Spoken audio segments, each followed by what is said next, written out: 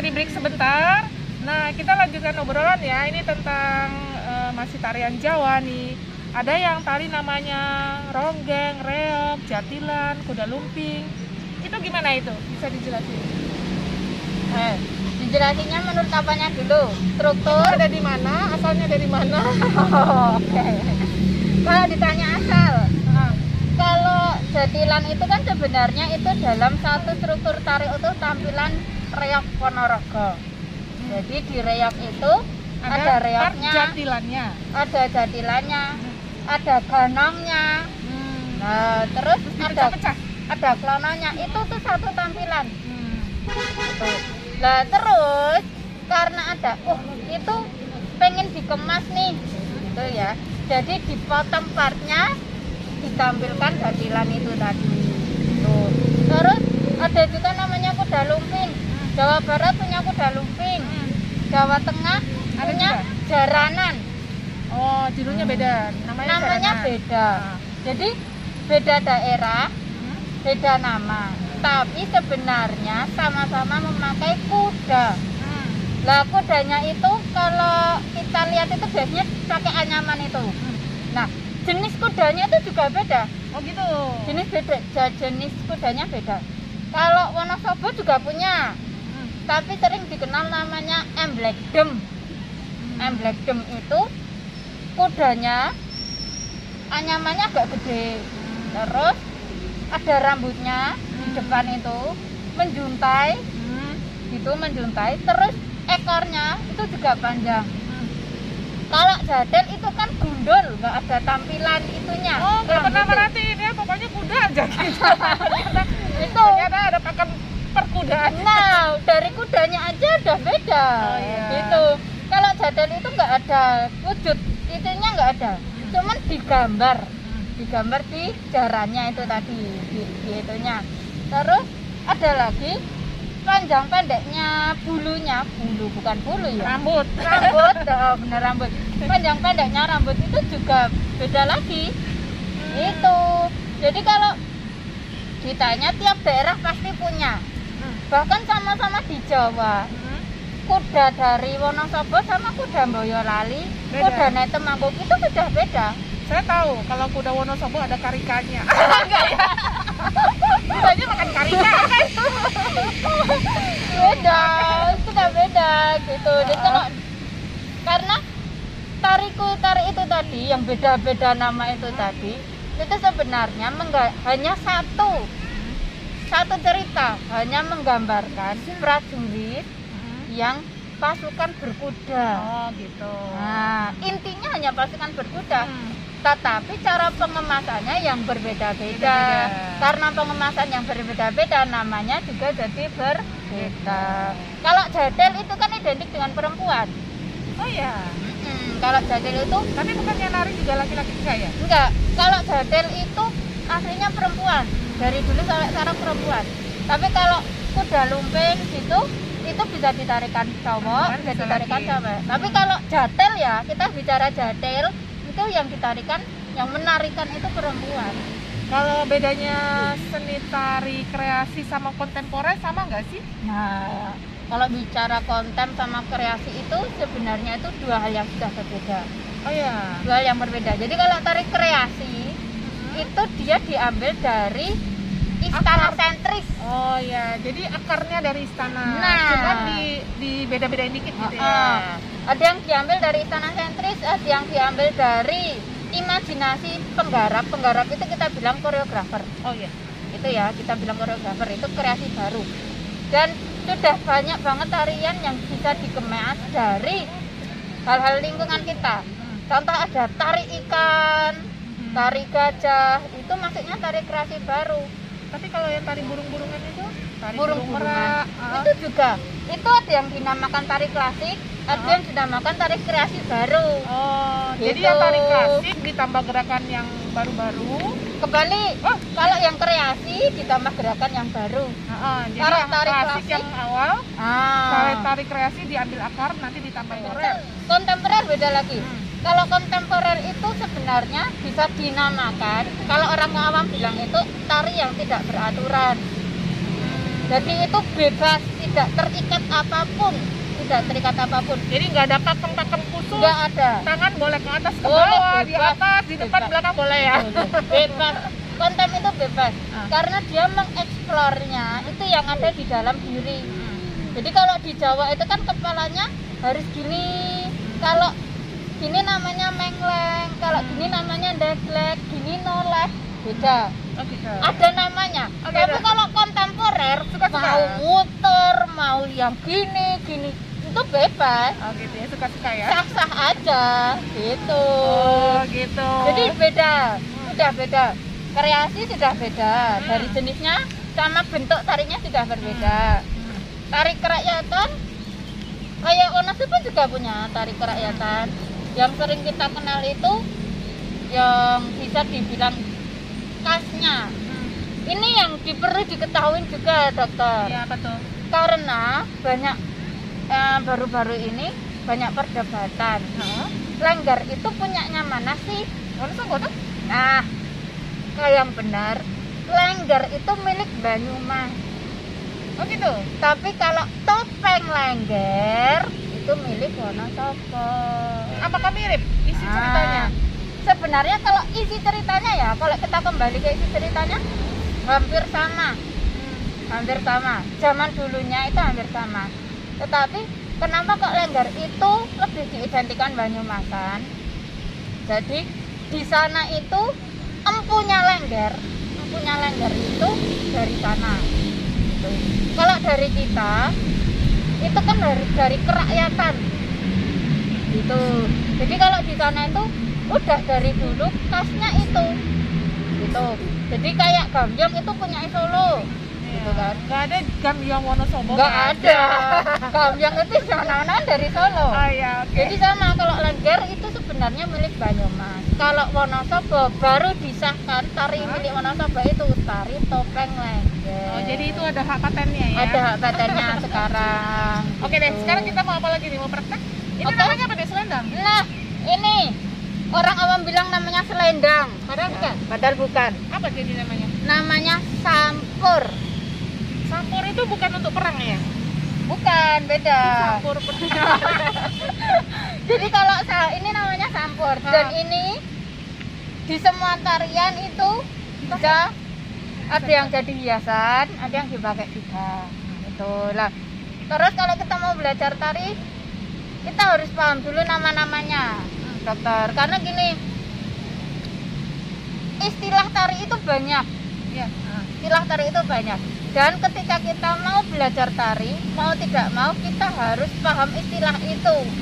Karena nggak mungkin seorang pelatih ngomong Mengo gitu ya? gerak kanu ya, gerak nganu, nggak mungkin. Gitu kan. Jadi yang dipakai adalah istilah. Terminologi dalam tarian. Nah, Misalnya gimana? contoh kita punya jari-jari ya. Ini kalau di Jawa, kalau ininya rapet ya dong, menyentuh ini. Nah, ini namanya ngerayung. Ngerayung artinya? Kalau artinya nggak ada. Pokoknya gerakan Sebutan. Pokoknya gini ngerayung. Nah, Oke. dan ngerayung itu juga ada aturannya. Kayaknya kita geraknya gini. Tapi ngerayung itu nggak boleh gini ya. Oh gitu. Jadi harus rapat. Harus rapat. Kenapa? Karena kalau gini itu sudah milik Bali. Oh gitu. Bali kan gini-gini ya. Nah, Bali kan gini. Bentuknya hampir sama, Tapi terbuka. tapi terbuka. Kalau Jawa Betul. itu tertutup, ini harus rapat. Tuh. Oke. Terus ada lagi sama-sama gini, jempolnya gini, cuman maju ke depan. Namanya boyo mangap. Karena zaman dulu weruh lambe boyo sing mangap bentuknya kayak gini. Jadi tak jenengke boyo mangap. Ah gitu ya. Nah. Biar gampang diingat ya. Biar gampang diingat. Terus ini kita cari yang awam aja yang sering digunakan ya dok. Ada lagi gini, dari tengah Oh tengah. bertemu dengan jempol, ujungnya jempol, ujungnya jempol. Kita bentuk bulatan, sininya ditekuk, ininya ditekuk, rada mengkup. Nah, ini namanya nyekiting. Nyekiting. Nyekiting. Kalau ini ditarik ke sini, set. Ini namanya nyempuret. Nah, Oke. Untuk nggak ada ujiannya ya, saya nggak harus menghafal. ini kalau di kelas SMP ada materinya. Jadi nanti soal gitu, ini namanya apa? Jadi murid harus tahu. Jadi karena itu kan gerak yang harus ada di tarian apapun. Kalau di Jawa gerak-gerak itu pasti ada gitu. Dan itu gerak umum. Jadi orang awam kalau mau belajar tari setidaknya udah mengenal itu dulu. Jadi kita mau ngajarin tari juga enak. Ayo tangannya ngene piye kan susah. Ya kan? Apa tuh tadi nama aja kiteng? Ayo nyempuret. Oke deh. Terus kalau kita mau belajar tari, ini namanya ada lagi dong, megang sampur. Yuk kita megang sampur. Enggak hanya cuman dicekel. Kalau orang masuk tari ya, nyekel sampur ya gini mesti. Oh gini? Utawa gini. Oh Ini bilangnya nyekel. Tapi kalau mau megang ujung sampur, namanya miwer. Iya. Miwer sampur pakainya kiteng tadi. Nah, Oh nah. gitu, oke. Gini Ya. guys. Ya, ini gerak awam banget. Nah, miwer sampur itu bisa dengan nyekiting, bisa dengan gini. Pakainya dua, angka 2. Kita jepit, set. Yuk, ngerayong tadi. Nah, jadinya Gitu. Nah, gitu. Oke ya, jadi kalau kita mau belajar secara umumnya, ini tadi miwer. Nah, ini bisa dipakai di serisik. Serisik itu perpindahan tempat. Kalau orang awam bilang itu lari. Tapi lari yang estetik, lari yang indah. Coba ya dah kita Dari ala praktekin dong. kalian. Pakai musik nggak? Musiknya nanti dulu. Oh nanti, oke. Musiknya nanti dulu. Nah, sebelum kita mau pakai musik nih, kita mau belajar tari dari Wonosobo. Oke. Kita belajar dari Wonosobo. Karena kita tinggal di Wonosobo, mari kita menguri-uri budaya daerah kita, Wesian. Yes. Ya. Tapi kita belajar tari Langgar Sulasih. Selasih. Beda ya, Sulasih dengan Solasih beda. Kalau selasih makanan. Oke, itu Selasih. Ini selasih. So, pakai O. Selasih Kalau do. Wonosobo pakainya U. Sulasih. Sulasih. Tapi kalau milik Sanggar Bukan sulasri. beda lagi. Beda lagi. Beda lagi ya. Kalau Sulastri mungkin tetangga saya. Oke. Jadi kalau kita mau belajar tari Solasih, Solasih milik Sanggar Satria itu sudah mendapatkan paten hak cipta dari Provinsi Jawa Tengah. Jadi Ciri Wonosobo. bisa Tarian Wonosobo. tari selamat datang, salah satu tari selamat datang yang sudah bisa diajarkan di sekolah di lingkungan Kabupaten Wonosobo gitu. Jadi kenapa tarian ini diciptakan? Karena penciptanya sama kayak tari gambyong tadi. Kalau gambyong dan iso naik pangkat ya dinikmati dengan berbagai kalangan gitu. Sama, jadi sang koreografer pencipta tari ini pengen tari Langgar itu punya struktur tari yang Penciptanya jelas. siapa? Penciptanya almarhum bapak saya Wajib. Orang bapak saya. Bapak Suwoko gitu. Jadi Bapak Suwoko itu meneliti tari ini dari Langgar aslinya. Jadi itu kalau dilihat itu kan Langgar tuh geraknya ngene, nggak ada aturan. Oh gitu. Ya, yang penting main campur, yang penting gini toh. Tiba-tiba gini, ya habis itu tiba-tiba gini lah. Tiba-tiba apa? Terus diteraturkan gitu. Diatur gitu. Dan itu juga penelitiannya lama. Hampir 5 sampai 10 tahun. Oh, gitu Tari ya. itu mau diciptakan gitu. Dan tari dari koreografernya atau penciptanya itu pengen tari ini tuh bisa ditarikan dari segala kalangan. Jadi tingkat kesusahannya itu gampang. Jadi orang awam bisa. Bahkan materi ini kalau di Sanggar itu jadi materi anak SD, materi dasar.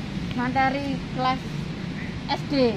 Jadi itu jelas mudah. Tapi kalau saya masuk Sanggar ya anak SD juga. Waduh. Nggak pernah nari soalnya. Tapi ini tarian ini bisa ditarikan sama ibu juga loh. Oh Bu. iya, ibu gendut bisa ya? Bisa, semuanya bisa. Tenang aja lah. Nanti karena kita mau belajar itu, kita akan belajar awalnya dulu. Awalnya dulu ya. Kalau adek-adek namanya mendak. Aku coba berdiri. Adek-adeknya tuh gini, kakinya gini ya.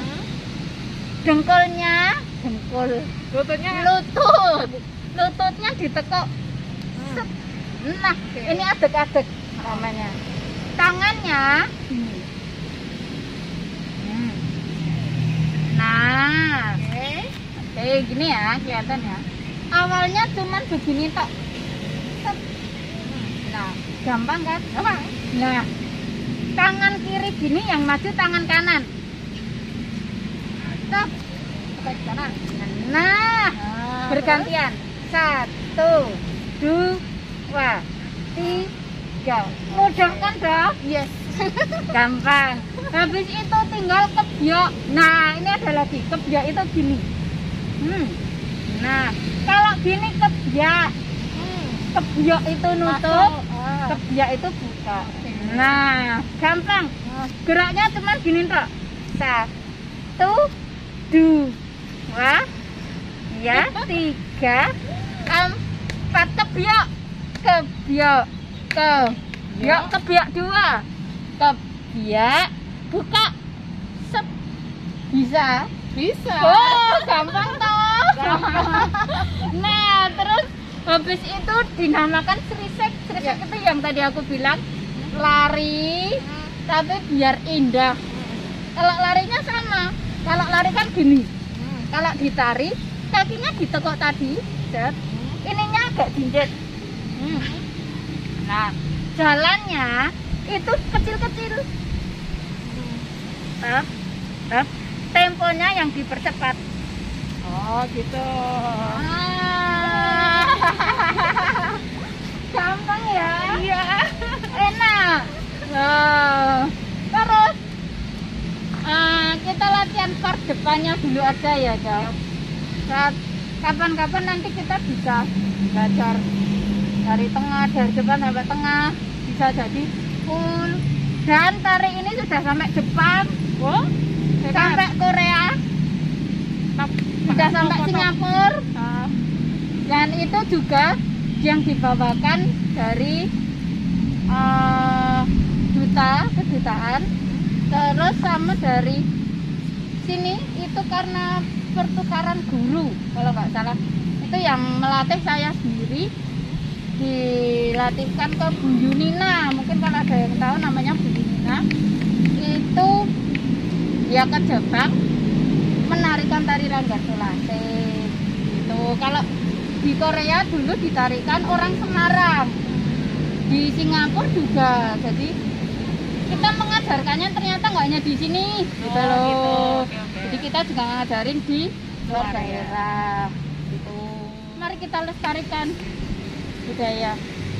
Jadi sekarang gimana? Mbak Ipi mau nari, aku niru di belakang atau gimana? Apa mau nari sendiri?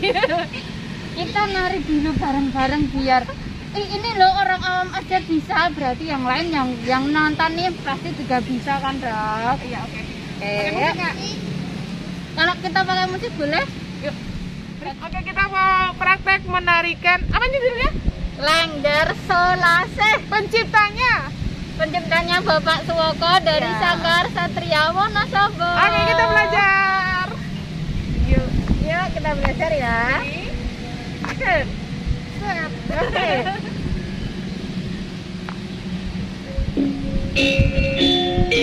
Stop.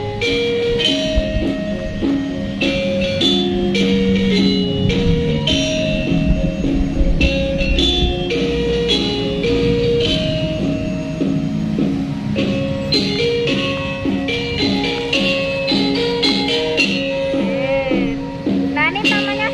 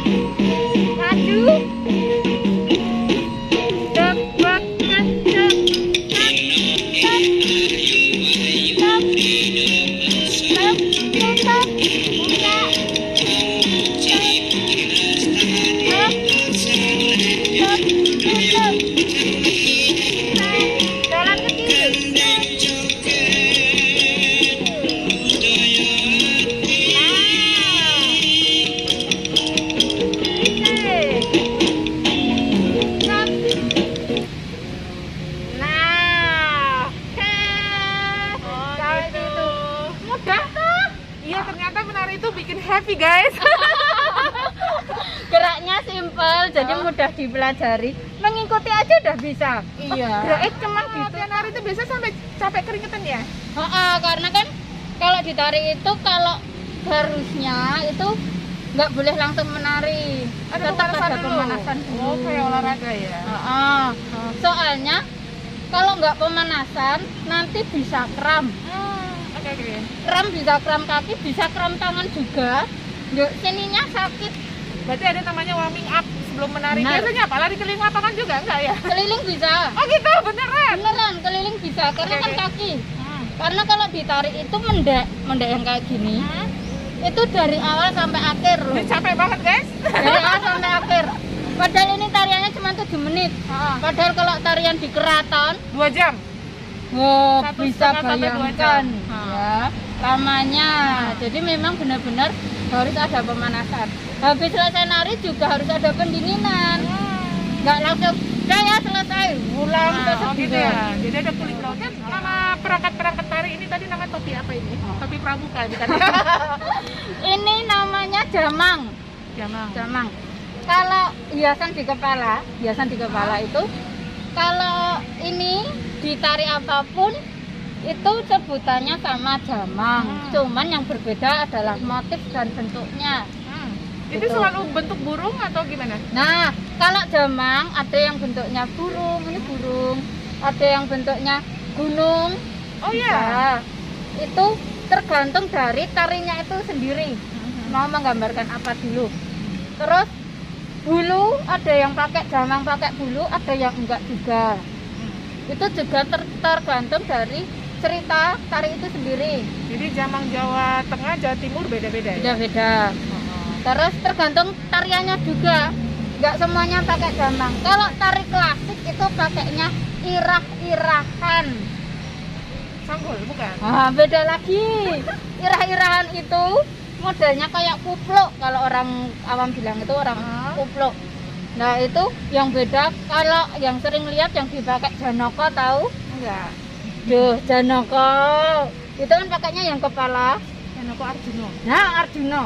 Nah itu nanti bisa dilihat di searching. Yang bagian kepala itu namanya irah-irahan. Kalau ini jamang.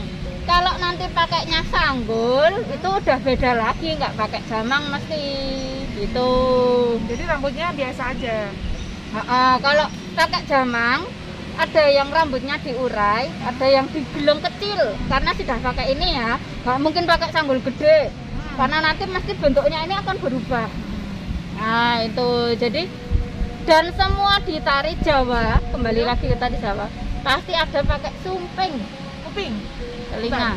Oke.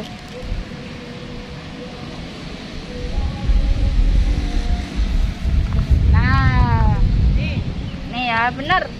Nih namanya sumping. Ini sumping.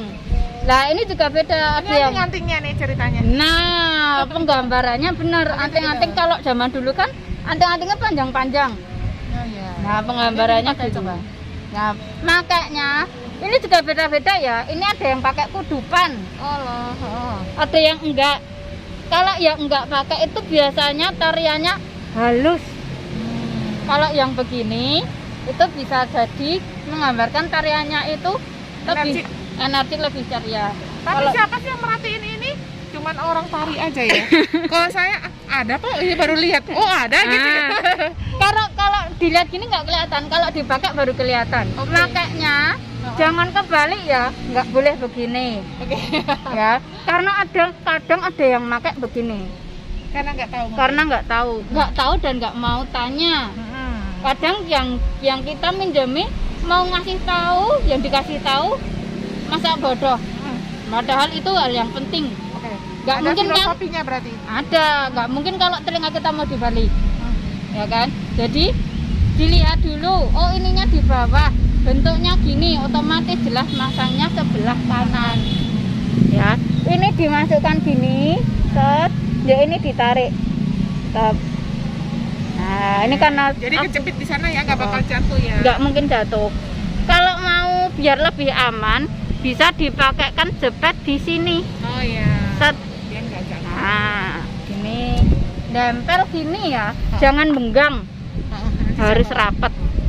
Tuh, ini namanya sumping. Dan ini sumping itu selalu dipasangkan dengan irah-irahan atau damang ini tadi. Kalau nggak mungkin pakai itu, tapi pakai sanggul nggak mungkin banget. Jelas nggak mungkin, ya? nggak mungkin. Oke. Kecuali lagi. Oh, temporer. Penciptane aku mah tak gawe. Ada karena gini. Sekarang banyak banget hiasan itu yang modelnya di telinga. Kan aksesoris modelnya di telinga. Nah, itu diambilnya dari ini sebenarnya. Jadi, aku pengen bikin karya, tapi aku tuh nggak mau ketok klasik banget. Makanya didesainlah ada hiasan di telinga gini, ada yang tinggi, ada yang panjang. Dasarnya sebenarnya ya dari sumping ini tadi, gitu. Dan jangan salah, di Jawa itu warna juga mempengaruhi. Oh gitu. Ini warnanya apa namanya? Kalau ini warna-warnanya warna-warna biasa yang dipakai klasik. Kalau yang tulen itu emas tok. Jadi ini emasnya. Ini emas semua. Kenapa emas? Zaman dulu itu kan kaya ya. Nah, ben ketok mewah. Kalau sekarang biar kelihatan lebih mompior. Mompior itu berkilau, warna emas. Nah, kalau di atas panggung kan nanti terlip. Gitu. Kalau hiasan-hiasan yang lain juga ada yang untuk tangan di sini ya. Kalau di sini namanya gelang tangan. Ada. Yang di sini juga ada. Kalau di sini namanya kelat bahu. Beda lagi ya, namanya kelat bahu. Beda. Ada kayak ikat pinggang juga? Ada. Terus ada. sama yang di kaki keruncing-keruncing ada. Ya? Dikasih tahu. Oke, yang di kaki namanya bingle. Oke. Bingle. Bentuknya sama kayak gelang, tapi ukurannya lebih berbeda. Karena itu untuk dibunyi-bunyikan. Nah, ya? kalau yang dibunyi-bunyikan itu juga tergantung tariannya dulu. Biasanya tarian prajurit kan? Prajurit bisa, hewan bisa, kijang. Oh iya. Kuda juga bisa. Itu terus ada lagi kalau yang ini sabuk. Nah, di Jawa itu ada, jangan salah. Sabuk, selempang, selepe itu beda. Muat kan? Sih kan? Tapi ini harus tahu dulu. Karena kalau enggak, nanti kebanyakan kalau kita ngelatihan, biasanya kita bilang jangan lupa bawa jarik dan stagen. Itu beda lagi. Stagen atau yang kita sering dengar itu angken. Itu beda lagi. Kalau stagen atau angken itu di dalam. Kalau sabuk itu yang di luar, ada motifnya. Nah, kalau selempang itu yang di sini. Yang di namanya selempang. Kalau yang di sini namanya selepe. Yang ini selempang. Selempang yang ini. Nah, ini. Terus ini ditali? Enggak. Jadi ya, cuma gini toh. Jadi selempang itu cuma begini. Terus kalau selepe itu sebenarnya buat nutupin ini. Permisi ya. Nah, Di pinggang. Nah, ini kan nanti ditali gini. Ditali gini. Ini selepe. Ini sampur lah, selepenya nanti di luar sini. Buat nutupin ini. Jadi ini kelihatan ini ya. Nah, gitu. Rician. Kalau ditari namanya rician. Rician itu tadi. Dari ini namanya rician. Nah, kalau yang saya sebutan itu yang selalu ada pasti selepe, sabuk, stagen itu sudah umum. Sumpeng ini namanya sumpeng karena dipasang di kuping. Namanya sumpeng, ya. Terus sama sundung itu dipasang di hidung. Nggak ada yayasan hidung, nggak ada ya? Nggak ada. Kalau di Jawa nggak ada. Kalau di India itu harus loh. Ini. Itu buta cakil, enggak ya? Beda lagi ya. Oke, jadi kalau ditari paling yang sering digunakan ini tadi sampur. Cara pakainya juga beda, tergantung jenis tariannya ditarikan putra atau putri. Kalau putri kebanyakan modelnya bisa begini atau begini. Kalau di putra itu di samping. Nah, di samping gini nanti pakainya efek timang. Beda lagi, efek timang itu kalau yang di cewek kayak selepe. Itu, tapi kalau efek timang khusus dipakai buat cowok. Lebih lebar. Ya, benar. Lebih lebar dan lebih panjang. Gini, makanya gini. Ini kalau yang dipakai cowok. Dan ini dicantolkan di efek timangnya tadi. gitu. Terus jenis-jenis tariannya juga mempengaruhi pemasangan sampur gitu. Terus ada yang sampur hanya satu, ada yang dikasih dua. Ada tarian Jawa tuh ininya beberapa ditaruh di Nah, buntut belakang. benar, itu buat bokongan. Oh. Jadi kayak gini. Iya gitu. Terus ini Nah, diikat pakai Nah, ini ya. benar. Itu buat bentuk bokongan namanya. Kenapa? Karena kalau ketika menarik itu kan nggak melulu menghadap depan. Oh, kadang belakang ya. Kalau kita serisek gini kan kita ada belakang. Itu fungsinya untuk hiasan, biar indah. Jadi kostum itu juga mempengaruhi. Sing apik warna gitu juga mempengaruhi. Gitu. Itu ya guys, sayang orang awam jadi belajar banyak. Untungnya nggak ada ujian buat saya ya, nggak ada ya.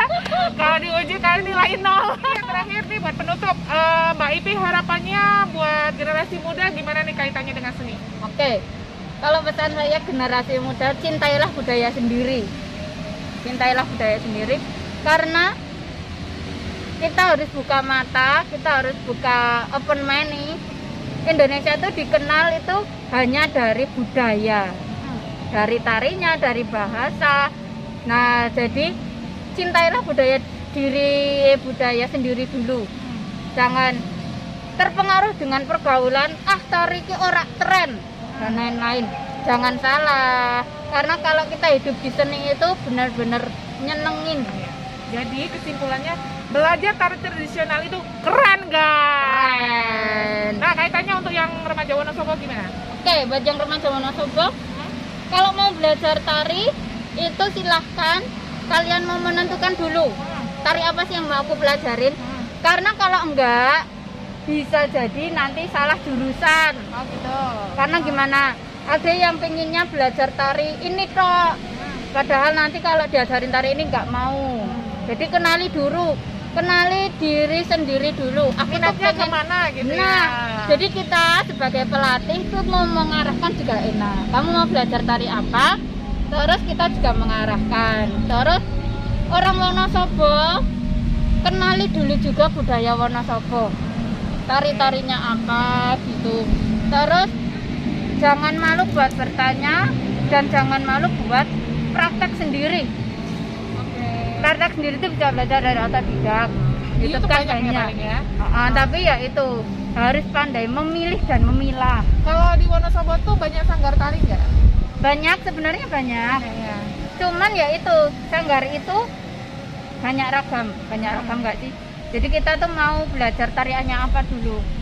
Kalau di Sanggar Satria kita ngajarinya khusus tari klasik dulu sebenarnya. Jadi tari keraton. Tari Solo Jogja. Solo, kalau kita ambilnya Solo. Itu. Terus kita lihat dulu usianya juga. Kita ajarkan tari kerakyatan juga, tari kreasi juga. Tapi idiom kita itu tari klasik sebenarnya. Karena jangan salah, orang bisa tari klasik, nari apapun bisa. Nah, itu sama dengan orang belajar musik klasik, nanti belajar musik modern lebih gampang. Gitu gitu Betul, padanannya. bener. Dan Jadi baiknya gini, orang belajar, anak-anak belajar ini umur berapa sih start terbaiknya gitu? start terbaik itu dari mereka PAUD. Kenapa? Karena PAUD itu dia sudah bisa peka musik. Oh, iya. Karena kan di PAUD dia sudah diajarin gerak dan lagu. Nah, kalau di Sanggar juga nanti akan diajarkan gerak dan lagu. Cuman lu sudah mulai dikenalkan dengan gamelan. Oh iya, ya. Gitu. Background musiknya ya. Oke, kita closing. Jadi motonya di dunia seni tari itu apa, Mbak? Motonya hanya mari lestarikan budaya.